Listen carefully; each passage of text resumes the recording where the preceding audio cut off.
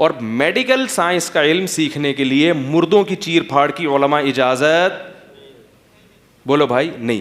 اس لیے کہ کسی کو لوگ کہتے ہیں بھائی جان بچانے کے لیے تو سب کچھ ٹھیک ہے, بندہ بھی مار سکتے ہو اپنی جان بچانے کے لیے. یاد رکھو علماء یہ کہتے ہیں کہ جان بچانے کے لیے تو قتل کرنا بھی جائز ہے, سور کھانا بھی جائز ہے, جان بچانے کا طریقہ سیکھنے کے لیے یہ چیزیں جائز. میڈیکل سائنس میں جب ہم علم حاصل کر رہے ہوتے ہیں تو جان بچا نہیں رہے ہوتے, بچانے کے طریقے سیکھ رہے ہوتے ہیں.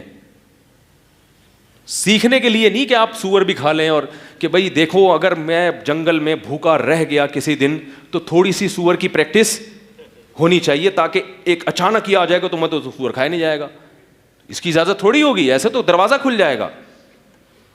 عملی طور پر کسی کی جان بچانا ایک الگ چیز ہے, اور میڈیکل سائنس میں علم حاصل کرنے کے لیے جان بچانے کا طریقہ سیکھا جا رہا ہے, بچائی نہیں جا رہی. اس میں آپ کو حرام کی اجازت, کیونکہ اسلام کی ایک باؤنڈری ہے, لیکن موصوف نے کھلے عام فتویٰ دیا.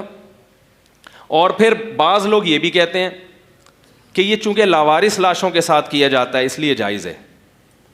اسلام میں کوئی بھی لاش لاوارث.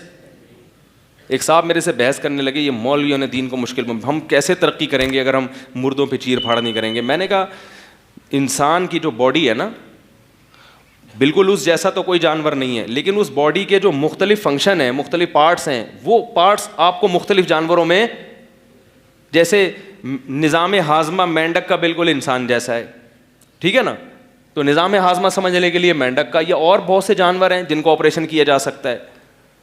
کڈنی کو کا مطالعہ کرنے کے لیے دوسرے بہت سے ایسے جانور ہوں گے جن کی, کیونکہ حدیث میں آتا ہے ما انزل اللہ من داء الا انزل له شفاء, ہر بیماری کا اللہ نے علاج پیدا کیا. یہ جانور تو ہمارے لیے پیدا کیے ہیں.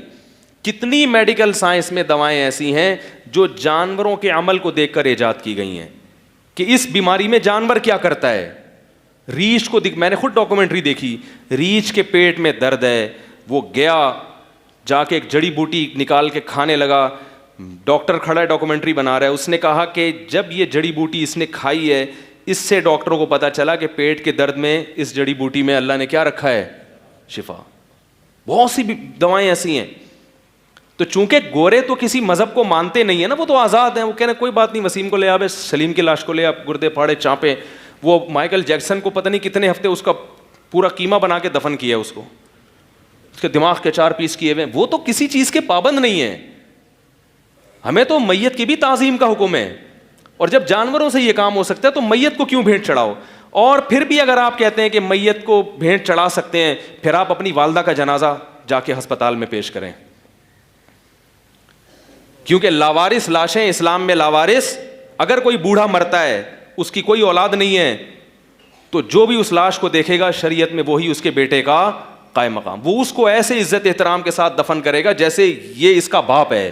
اسلام میں لاوارث لاش کوئی بھی نہیں ہوتی, سب قابل احترام ہے.